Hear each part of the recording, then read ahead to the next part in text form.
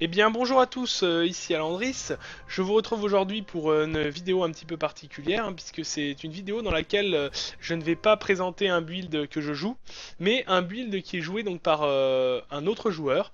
En l'occurrence, c'est une personne avec qui je joue régulièrement donc en T5, T6, et actuellement c'est aussi un des builds donc, que j'ai pu rencontrer deux fois, et pas plus pour plusieurs raisons, dont une que je vous présenterai donc en fin de vidéo et qui est un build support, full support avec un Witch Doctor. Donc ce Witch Doctor, pour ceux qui ne savent pas, un support c'est une personne qui va pas faire de dégâts, mais qui va apporter des buffs énormes au groupe.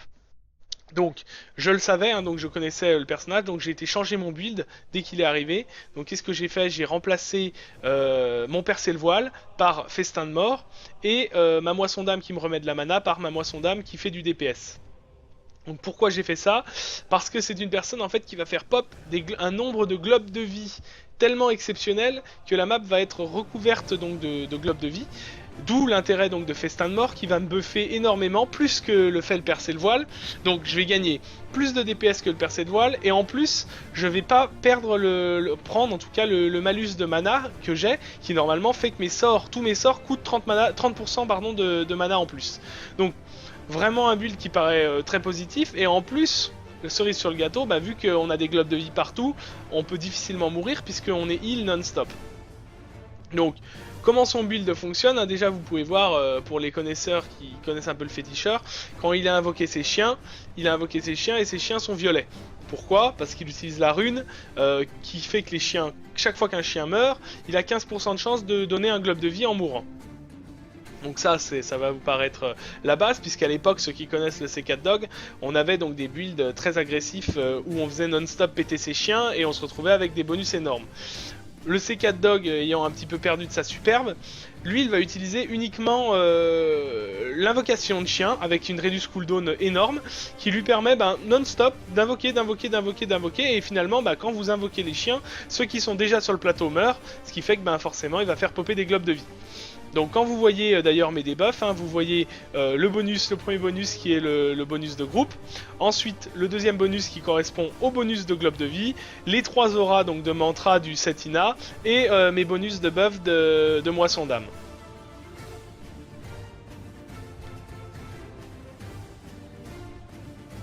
Vous pourrez voir, c'est vraiment intéressant qu'à aucun moment je perds ou très peu, je perds mes 5 debuffs.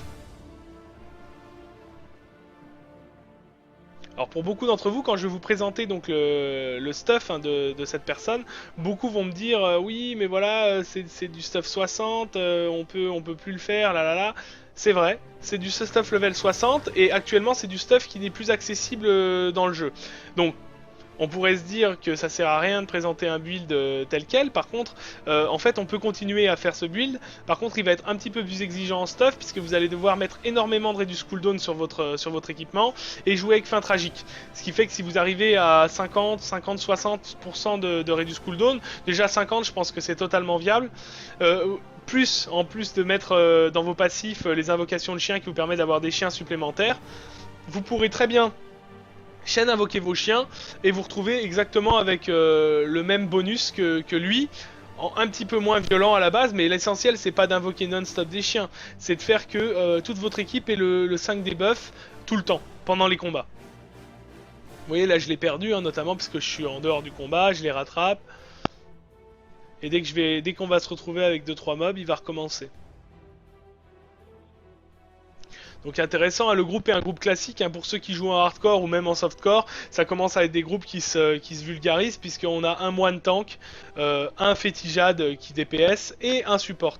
Donc là le top ça serait éventuellement d'avoir un deuxième DPS pour aller encore plus vite, c'est un deuxième jade ou quelque chose qui fait du gros DPS, un DH maraudeur, un crusader spé shootgun ou quelque chose comme ça.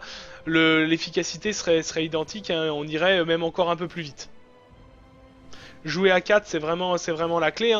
Là avec le leader qui arrive donc à la 2.1, même si on n'a pas encore la date exacte, vous allez vous retrouver avec un gros avantage pour le jeu d'équipe, et je vous invite vraiment à commencer à jouer en équipe, même pour les joueurs qui aiment bien jouer en solo tranquillement et tout, parce que le gain est très conséquent.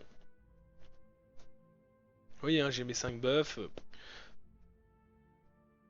sans difficulté. Donc là, toutes les vidéos que vous voyez, hein, bon, pas toutes, parce qu'il y en a que je refais spécialement pour présenter des choses, mais c'est des vidéos qui sont extraites des streamings que je réalise donc ben, sur ma chaîne Twitch TV, qui est chaîne Twitch TV Lorindia en l'occurrence. C'est vraiment intéressant pour les personnes qui aiment bien voir jouer Witch Doctor, qui aiment bien voir du haut tourment et surtout qui aiment bien voir du jeu hardcore, hein, puisque je joue exclusivement en hardcore, de passer de temps en temps sur la chaîne. Parce que vous allez pouvoir voir ben, ce genre de petites choses qui sont pas communes. Je sais que pour les joueurs de softcore, c'est même quasiment inexistant de jouer avec des joueurs support. Et pour des joueurs hardcore qui connaissent un petit peu, ben, même ces builds-là, on les rencontre pas tous les jours. Moi, c'est des joueurs que quand je les rencontre, je les ajoute dans ma liste d'amis, que j'adore jouer avec ce genre de personnes. C'est vraiment un vrai plaisir. On joue régulièrement, chaque classe est très rare quand on descend en dessous du T5 en termes de difficulté. Nos compositions sont relativement similaires dans l'âme, puisqu'on joue avec un fétijade, un moine, ça c'est la base du groupe, et après derrière on switch avec que ça soit des haches, un support, pourquoi pas un deuxième jade, des fétipoupettes, il y a plein de choses qui sont viables. Après c'est vrai que nous on cherche.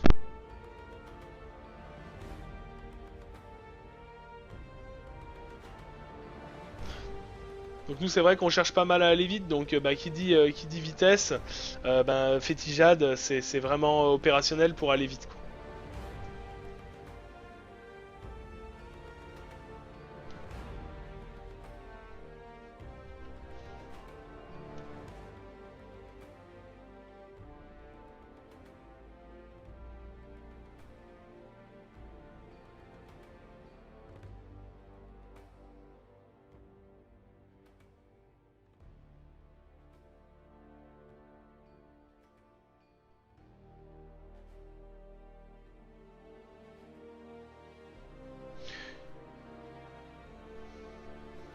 Pour les féticheurs d'ailleurs qui me connaissent, hein, ou pour les autres joueurs, hein, si vous avez des questions sur la classe, je pense que je commence à la connaître pas mal pour l'avoir pas mal poncé depuis Reaper of Soul. N'hésitez vraiment pas soit à me whisper en jeu, soit à venir directement sur le stream et à me poser les questions en direct, hein. C'est très rare quand je réponds pas, hein. En général, je prends vraiment le temps de d'élucider le mystère. Si c'est pas dans la seconde absolue, je réponds dans les quelques minutes qui suivent.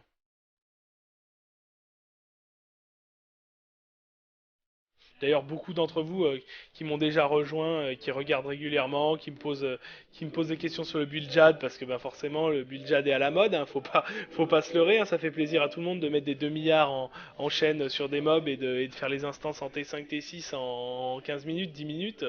C'est sûr que c'est intéressant, mais je sais que là, j'ai fait un Fetty Poupette qui marche très très bien. Et c'est plus agréable de temps en temps de changer de classe.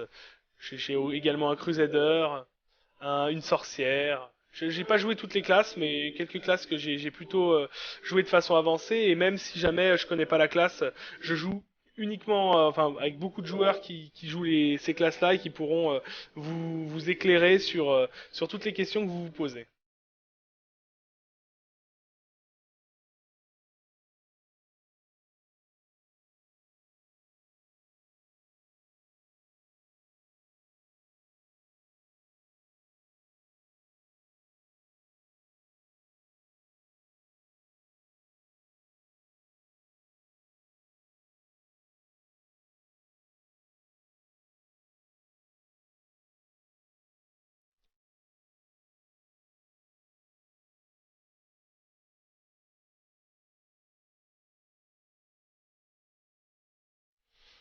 Le moment fatidique va bientôt arriver. Je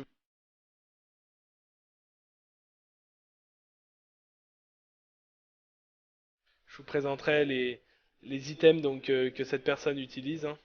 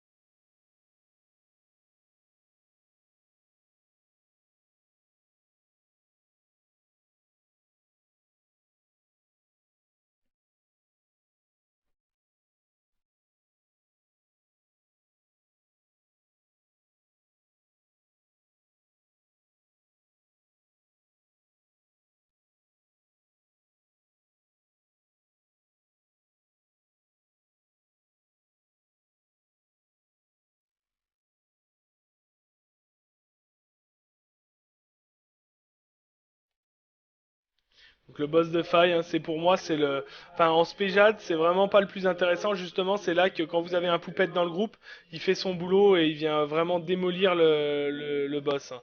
Alors oui, là, j'ai activé ma ceinture, je vais enlever la moitié de la vie, ça c'est sûr, mais le Féti Poupette est vraiment efficace sur ce genre de faille.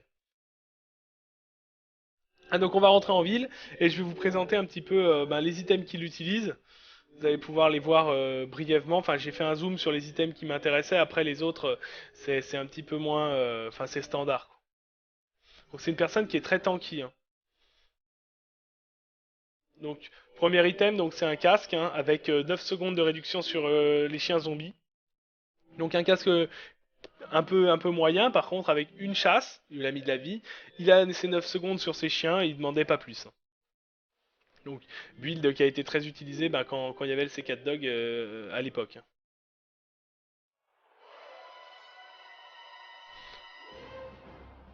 Donc excusez-moi, là je devais répondre à un message, donc du coup j'avais quitté avec ma souris les items.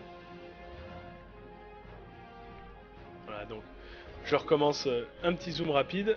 Donc une amulette zéphirienne qui le protège donc de l'élément foot parce qu'il est au corps à corps, donc c'est un gros danger de mort. Ensuite, une emprise du crâne avec 6 secondes de réduction sur les chiens zombies. Donc il est déjà à 15, hein, 15 secondes de réduction. Il a mis un Blackthorn, donc il a le 4 Blackthorn, il a le 3 Shira et 19 secondes pardon, de réduction sur chien zombie.